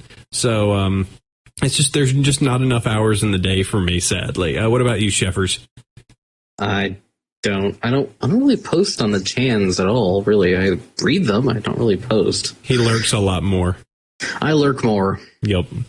So yeah, what about you? Do you lurk at all there, Dan? Oh, well, because of my vanity and ego, I do keep tabs on certain places on the internet. I don't actually post on PonyChan, but I have checked out, the merch forum and the art forum every now and then, just to say, are people talking about me? And most likely, no, they're not. But, there's a lot worse places you could look than PonyChan. Yeah. All right. Number 2, obviously you do this podcast, but to people outside the pony community, how open of a brony are you? I ask this because, in general, I've gotten very mixed answers from this question. Personally, I'm about as public as you can get. When I grade students' papers, I draw a pony from the show, giving feedback along with their grade. Lots and tons of love. Lily Flowers, P.S. Twilight Sparkle is best pony. The second one, I don't mean to be, but it seems like I always kind of am very open of just like, oh, hey, how you doing? Yeah, it's nice to talk to them a little bit. And if they seem like somebody that's nerdy enough or geeky enough, it might find a way of leaking its way into, but it would be somebody that I would be a little bit more familiar with.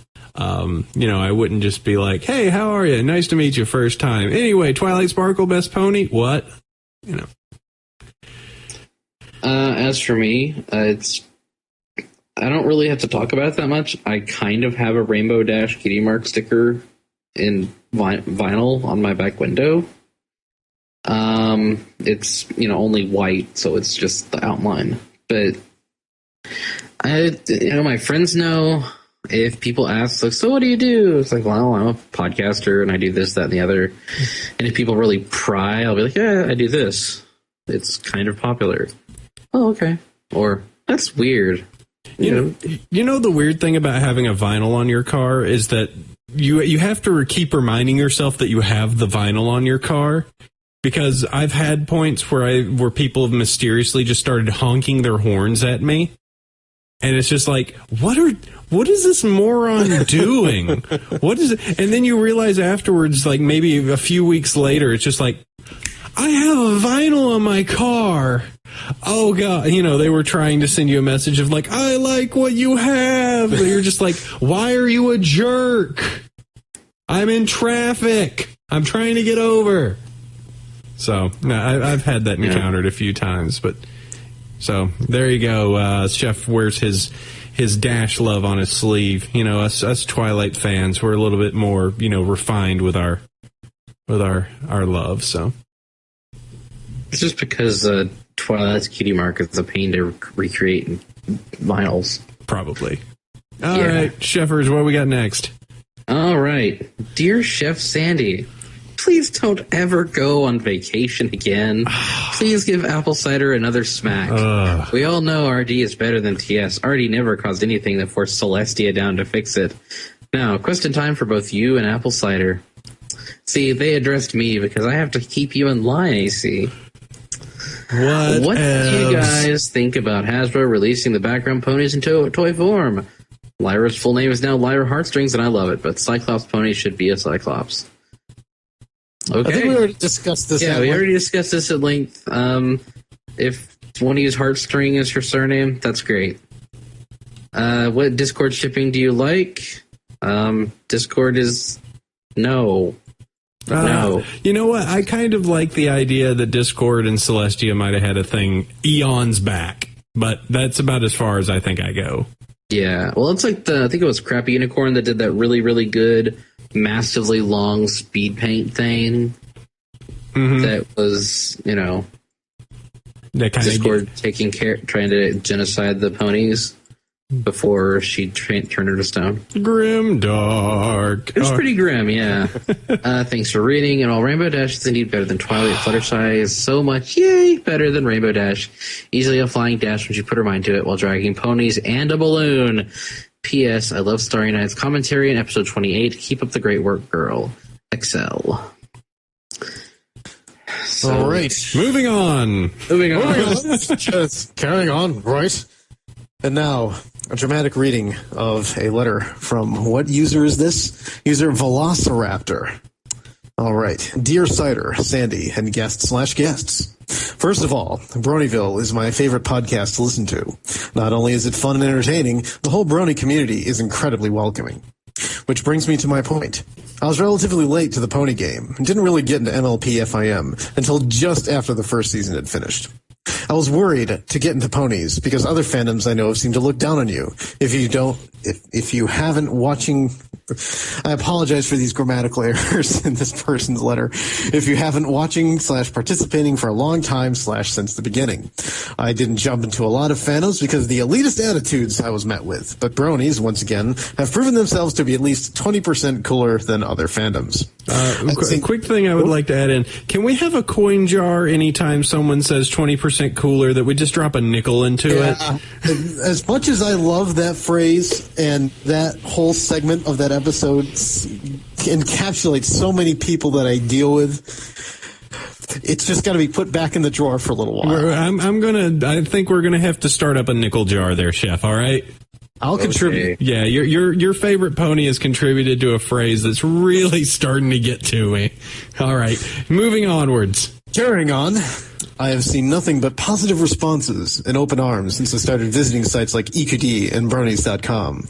I feel that I am nearly up to snuff with all the trivia and tidbits that other bronies who have been in the loop for longer because of all of the awesome bronies. I like the online community because I am the only, and I mean only brony in my friend group, and I know it bothers them when I post about ponies on my Facebook or Twitter, so it's nice to have Pony-chan and other places to go and be with the other bronies. And being a 27-year-old gal, they all think I'm trying to be a hipster. Bah! I'm air quoting around hipster because she wrote quotes in there. I hope to eventually go to a brony meetup in Appalanta, GA area, as soon as maybe even set up a My Little Pony panel at ATL MomoCon in March. Once again, guys, thanks so much. I don't want to go into the best pony deal because there's no convincing you. Haha. I just want to say that neither Twilight or Rainbow Dash would be your favorite pony if it weren't for the other one. For example, Twilight would not have learned about loyalty if it weren't for Rainbow, and Rainbow would not have won Best Young Flyer without Twilight. They depend on each other to bring out the best in each.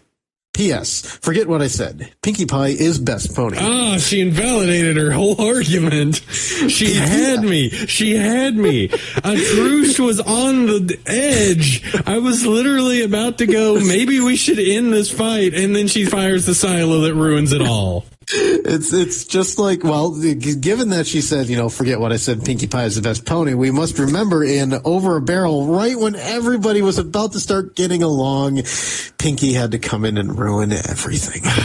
So don't forget that. And then, this is a long one. We're not done yet. All right, keep going. P.P.S. If you'd like a recommendation, I recommend myself. Check out my DeviantArt page, Velociraptor, and this is spelled a very specific way.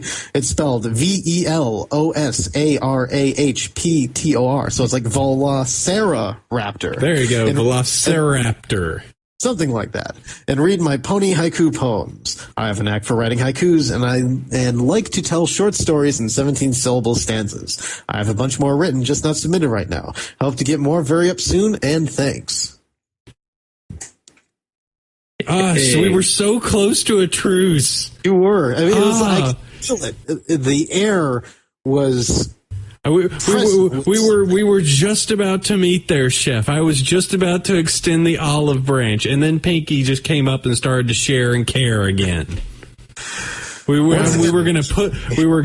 was gonna pull the herd back. You could take care of all your apple pies. There wouldn't have to be chaos. And then Pinky shows up, and I take an apple pie to the face. Whoa. Moving on. All right, let's see. Going down. And yes, also shout out to all those over in Appalana. Floofy Hoof, you need to do more events there. All right, moving on. This one is from, let's see. Yeah, going down. This is another long one. Ashley, a.k.a. Scribble Stories. Hey, AC, Chef, and guests. First, I want to say that I adore the show, and it makes my day happier at my crappy, soul-sucking newspaper layout job. I'm sure my coworkers think I'm insane as I smile at your jokes while I'm placing obituaries on a page, but they can deal with it. Hey, a fellow layout person, I can totally sympathize. I've been there. I know how it is. Oh, look, this grandma died. Tee-hee-hee, Fluttershy. So... first, I wanted to share a great fanfic I found. Confound you, Brodyville. I never read fanfics until I looked up your suggestions. I just read Shipping and Handling today. It's a story about Derpy called Ditzy Doo losing her job as a mail mayor and taking a position at a shipping company. Little does she know, shipping now means matchmaking. It has a few ratings on EQD and deserves a look. Here's the link. I also want to share with you how I converted my mom to Bronyhood. While visiting home, I missed MLP on the Hub. Fortunately, my mom turned on Hub on demand so I could watch some ponies while she read. Halfway through winter wrap-up, she put the book down and started asking me all kinds of questions. Why are they cleaning up winter? How does the purple one have magic? She then demanded that we watch another episode. We watched Showstoppers, and it's the first time I heard her laugh in ages. After a dog and pony show, she decided Rarity was her favorite.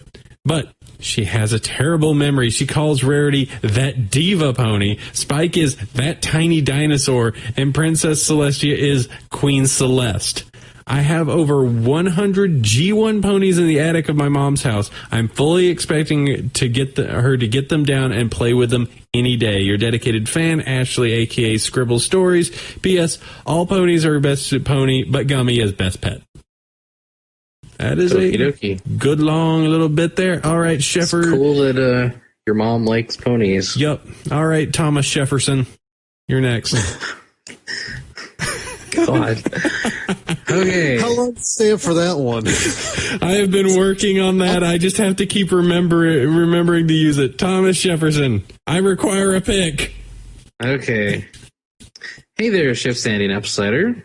Both my hubby and I, Oskitty and Kira Una, enjoy listening to the show. We've been listening for a while. We don't remember what episode we started listening on. I also like hearing the pony-inspired music you select for the show each episode. I've been inspired by the various artists with the remixes to get back into belly dance practice. Whoa. All Awesome. right. Awesome. I have a question for you. This might help me decide on what to make. I do quilts in my spare time, but there's a little bit of a rift in my household. My favorite pony is Twilight Sparkle, mainly because I identify with her on par with Rarity. My hubby's favorite pony is Rainbow Dash, on par with Fluttershy.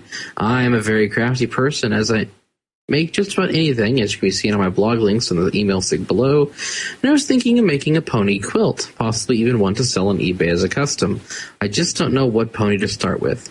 If you or your other guests on the show might like to recommend which pony I should start with, because it's so hard to choose, because overall my hubby and I like all the ponies, with the exception of the CMC, because we kind of find them kind of annoying when they're all together. On their own, they aren't too bad, even when the older ponies even things out. As the running of the leaves is taking place, we hope you're both keeping your hooves warm until winter wraps up. We know that folks down in the U.S. got hit pretty hard by the winter storm that happened last week. It's weird that here in Canada, Toronto, we got a warm spell for the time of year.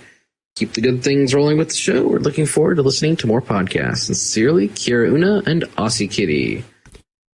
Okay. Well, I say that you should always go with where your heart is, because you're going to have the most luck with what you care about the most. With what you care about the most. So since you think that Twilight Sparkle, who, as we all agree, and Equestria Daily recently ran a poll, agrees with that Twilight Sparkle is best pony, then obviously I think it might be important to go with what you feel and where your motivations are. Yeah. All right. Go ahead and move us forward, Dan. All right, this is our last email, but certainly not least. There we go. From one Mr. Marty. Hello, Apple Cider, Chef Sandy, whoever your great guest is this week. Thank you very much. And even to Starry Night there in the back. Something occurred to me recently that I'd like you to opine on. The fan output by this fandom is massive, ranging from drawings to stories to music and now getting into animations as well. And every day the quality of the fan art keeps getting better and better. So it occurred to me that it was possible that the quality of the show itself would start to become disappointing, not because the show got any worse, but because our expectations had been pushed so high by the fan art. Now, some might say that it won't happen, since Hasbro and Studio B have much more resources than any of the fan artists have. And although that's true for an individual artist, as a group, we have more artistic resources than both of them put together. So I just wanted to see what your opinion was on all of this. Anyway, thanks for listening, Marty. P.S. Forget the main six. Vinyl Scratch is best pony. I might actually know. She's best background. She's best background. Best background. Best background. Best background. Even though she was only there for a fraction of a second. For 3 seconds. Nod, nod, nod. Nod, nod, nod. Cut away. Yeah, so that's all they needed. Yep, that's all you really need. Actually, I would gauge to say the art is always going to be fun. It's styled enough that I think the art is always going to follow the show. And the art is always, it might be a different style or it might be something different that somebody brings to it, but the art will always follow the show. So I'm not sure it will ever get to the point that we're, debating which oil painting looks best, compared to it, and just be like, those plebes at Studio B decided to make another episode. Don't they know that we are high art now? I will say that with fan fiction, I think there's enough squabbles in that area where it's just like, we've talked about it this episode. No, Ditsy Doo is obviously has to be the daughter of Derpy because that's the way that our fandom works. It's just like they don't think about it that way. They concentrate on the main six and then they add in the extras as extras there. My advice on that front would be to basically just disregard fanon. Just put it out of your brain and just enjoy the show for what it is. And if you enjoy something in fanon, well, I'm sure it's not going to stop you. I'd say it's more that, like I said earlier, the fan artists can do some things that the official artists would never, ever be able to put forward because, various, contracts and all this other stuff that they're doing with their work.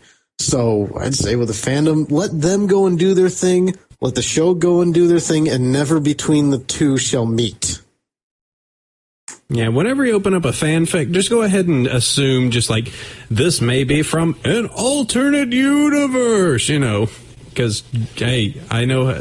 No, I'm not going to say it. Fanfic has to be alternate universe. That's how, Twilight can be hooked up with every other the main six. And Rainbow Dash can be hooked up with every other member of the main six, plus background ponies. Plus herself. And the Rule 63, goatee version.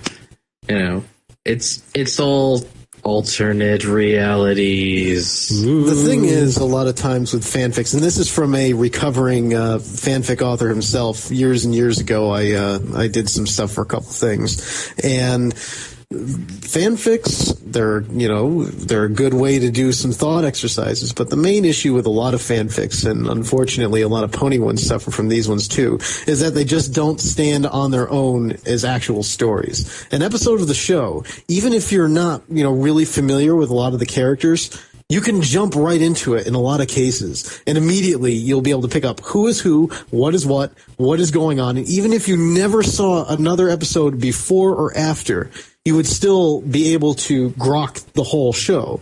You'll figure it out. A lot of cases with fanfics, that doesn't really happen. You are expecting people to either A, know fanon, or B, they take extreme shortcuts when writing.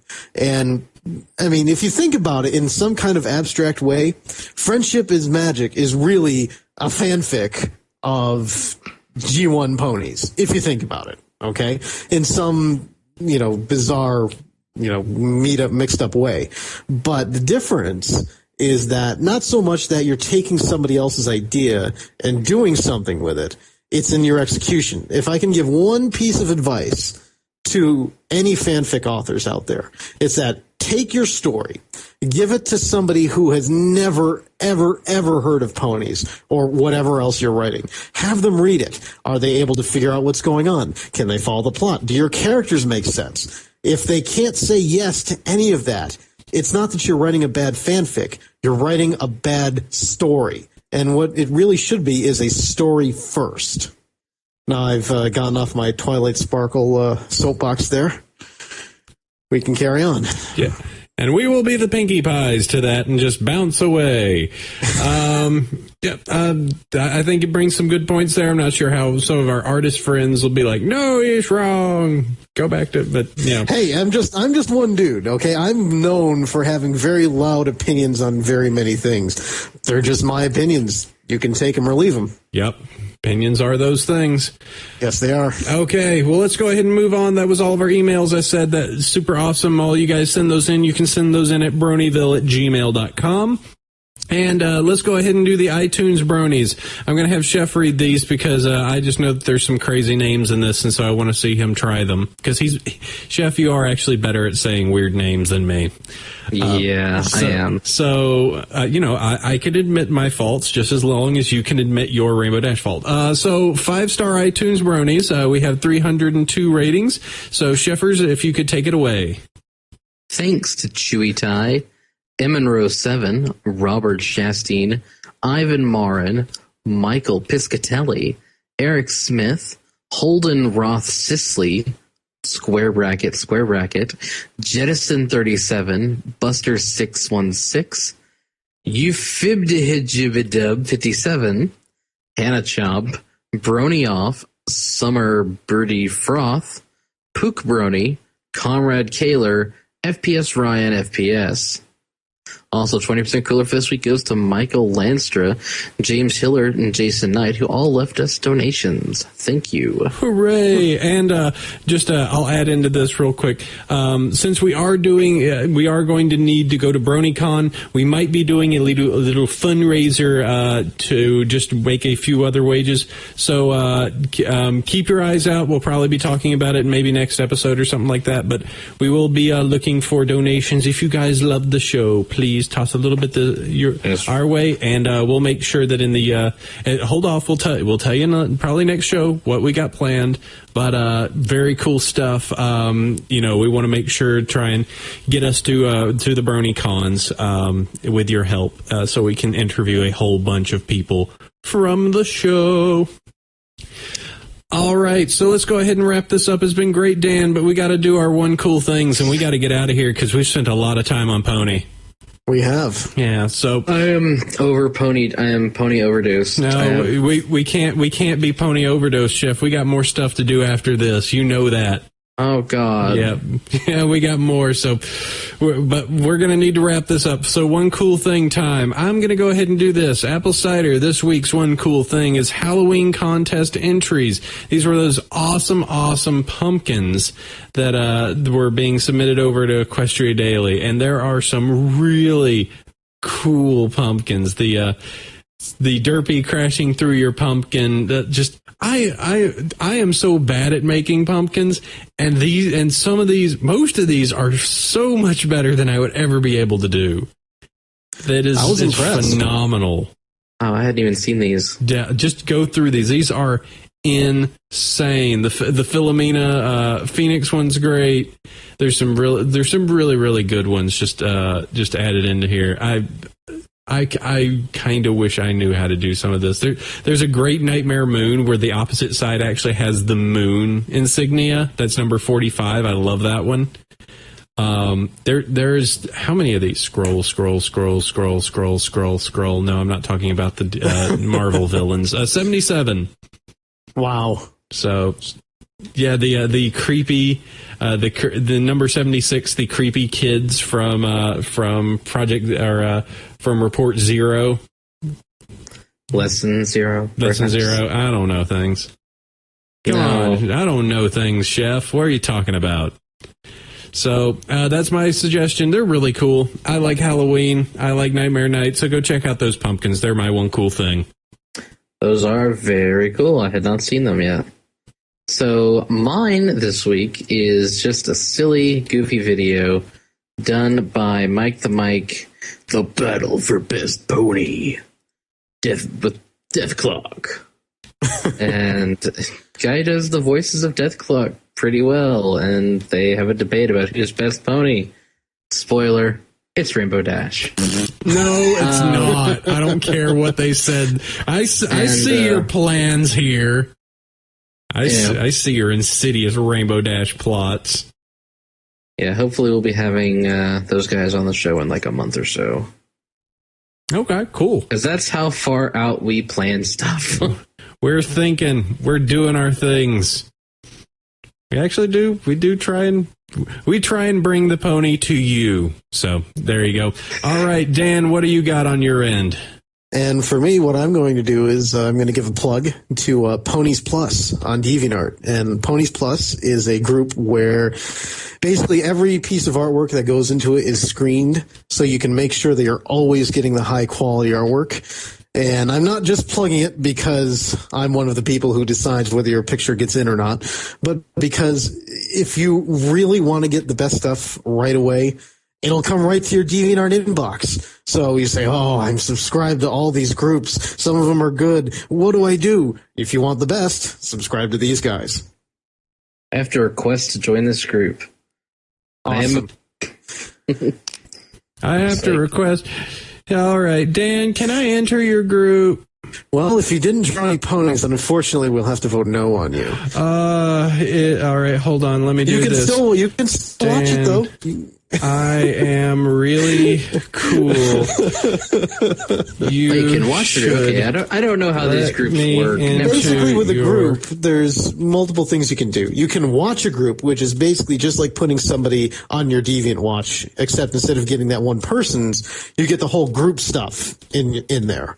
Then if you want to contribute to the group, let's say you're an artist and you say, oh, I want to be able to submit my stuff, you can request to join as a member. So you can say, oh, I just drew this wicked cool new thing. I want to go and submit it and see what the people say. And if they like it, it'll be included in the group. All right, there we go. So my request has been sent. So there we go. I didn't threaten you with talking slanderously about you. Okay, maybe I did. You're supposed to just watch. I'm a big boy. I can handle it. You're a terrible AC. You're a terrible. God. Why can I not have all the power? Because you're terrible. I'm not a drama queen. You're a drama queen. Oh, I forgot to mention the URL. It's Ponies Plus, and that's plus spelled out, not the character plus, but ponies plus.deviantart.com. All right, that works. And you know what?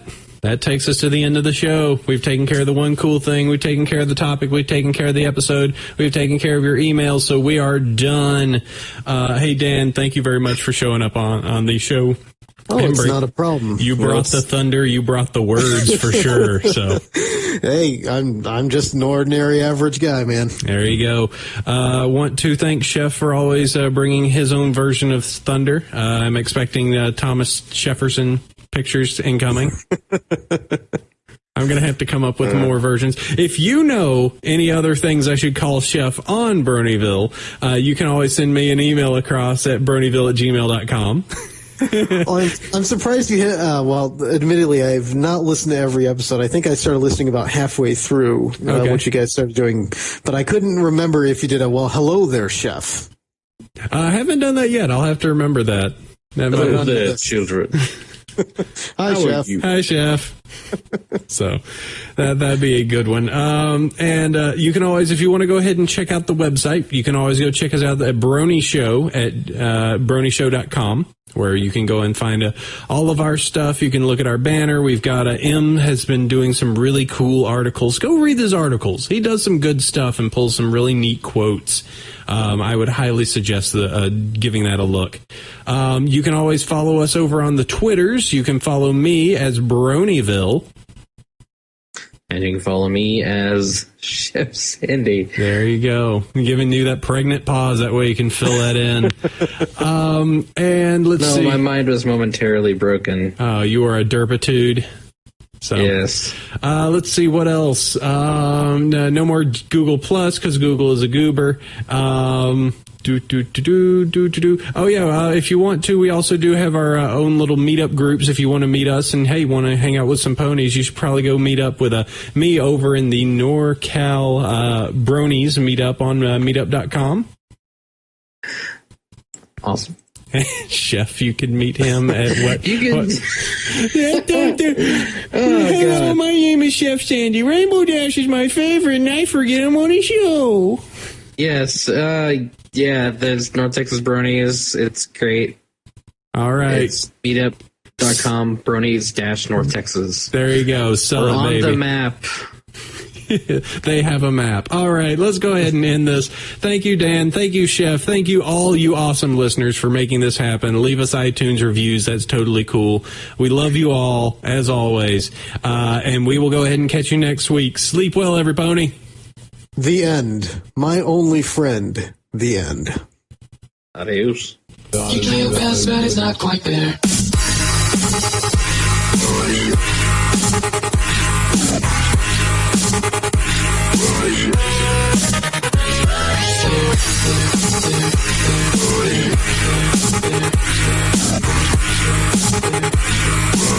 You play your best, but it's not quite there.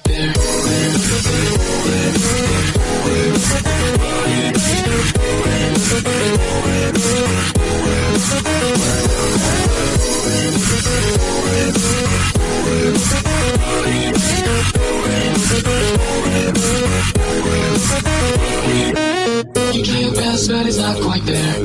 You kick it off and say it's just not fair.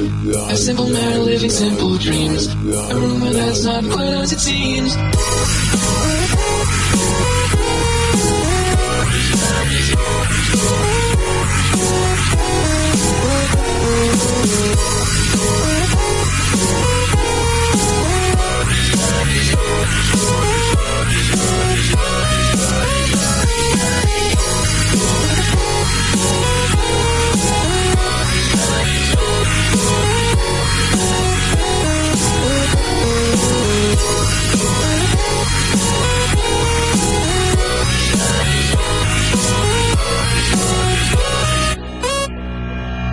You play your best, but it's not quite there. You kick it off and say it's just not fair. A simple man living simple dreams. A rumor that's not quite as it seems.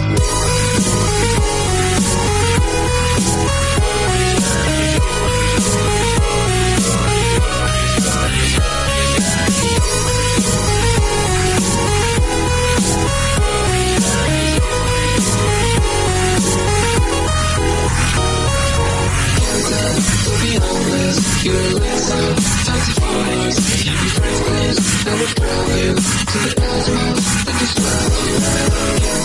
Don't be homeless. You're a little fancy foreigners. Keep your friends close. That would grow you to the cosmos and describe you.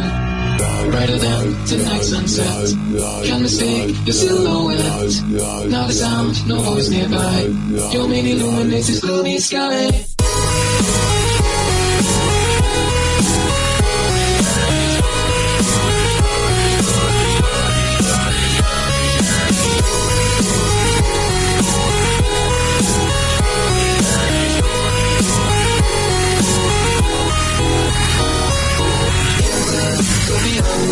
You're a laser, touch of photos. Keep your friends close, never problem. To the cosmos, and describe you. Go beyond this. You're a laser, touch of photos. Keep your friends close, never problem. To the cosmos, and describe you.